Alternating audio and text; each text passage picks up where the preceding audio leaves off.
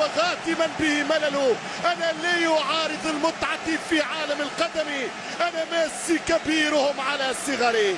50 هدف في الشامبيونز ليج، 50 هدف. مش معقول، مش معقول، مش معقول. ميسي مش عادي، عنده ريال ثالثة وحاسة سادسة وساق زايدة ما يراهاش الناظرين.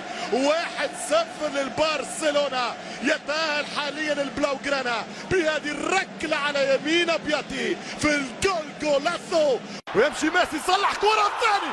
الله على الجولاسو، جولاسو جولاسو جولاسو يا ميسي. اختاروا له ما شئتم، سموه كما تشتهون، فنان الشعب، موسيقار الملاعب، اينشتاين كرة القدم. فإن لم أفدكم فهاتوا عناوينكم وبراهينكم.